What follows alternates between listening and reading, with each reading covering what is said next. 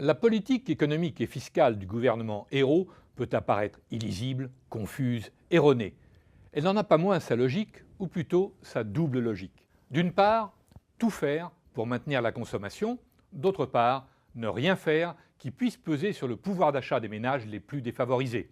Le tout, bien sûr, en menant, sous la double férule de Berlin et de Bruxelles, une politique de désendettement et de réduction des déficits à marche forcée.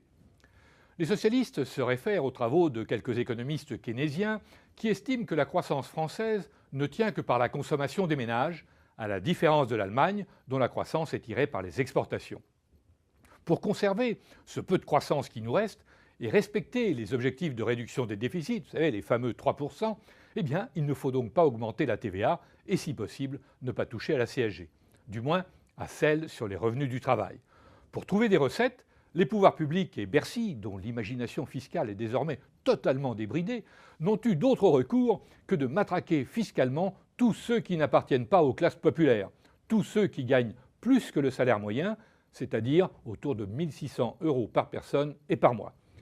Cette stratégie est désormais assumée, même si, au sein du PS et de la gauche, un certain nombre de dirigeants pensent qu'elle mène le pays dans le mur et que ce choix en faveur de la ô combien maigre consommation se fait au détriment d'une réforme en profondeur de notre pays.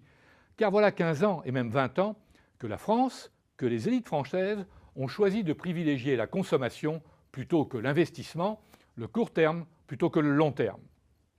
Le résultat de cette politique est pourtant éloquent. C'est l'accumulation des déficits commerciaux, on va faire encore 75 milliards cette année, et des déficits des transactions courantes autour de 55 milliards d'euros. Des déficits qui symbolisent le choix en faveur de produits importés moins chers plutôt que de biens fabriqués sur le territoire. Le chômage de masse, la désindustrialisation, dont les socialistes ont pourtant pris conscience, ce sont aussi les conséquences directes de ce choix en faveur de la consommation de produits importés.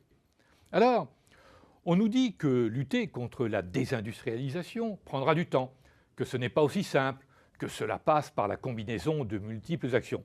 C'est vrai. Voilà pourquoi il eût mieux valu prendre le problème à bras-le-corps et faire les choix nécessaires tout de suite dans le budget 2013, pour bien montrer à l'opinion que l'on s'attaquait aux problèmes de fond et une augmentation de la TVA, qu'il ne fallait surtout pas baptiser de TVA sociale, en était le moyen, le symbole, dès lors que les sommes ainsi récupérées étaient en partie utilisées pour réduire les déficits, mais aussi et surtout pour réorienter notre appareil productif. On ne l'a pas fait parce que ce gouvernement reste prisonnier d'une lecture primaire des évolutions économiques. On a choisi la consommation plutôt que l'investissement, on risque de n'avoir ni l'une ni l'autre. On ne l'a pas fait parce qu'en privilégiant la consommation, on s'imagine ne pas pénaliser les classes dites populaires. Sur fond de clientélisme électoral, cette gauche se donne bonne conscience en réservant les rares moyens encore disponibles à quelques fractions de la population. Et comme elle est impuissante à changer réellement le cours des choses dans le domaine économique, on multiplie les réformes sociétales, au risque d'être en total décalage avec les désirs et les besoins d'une majorité de Français. Cette partie de la gauche n'a toujours pas compris que plus on matraquera les classes moyennes, et même ceux que l'on appelle les riches, moins il y aura d'argent pour relancer l'investissement et l'ascenseur social. C'est le socialisme de la toise qui risque de ravaler tout le monde vers le bas.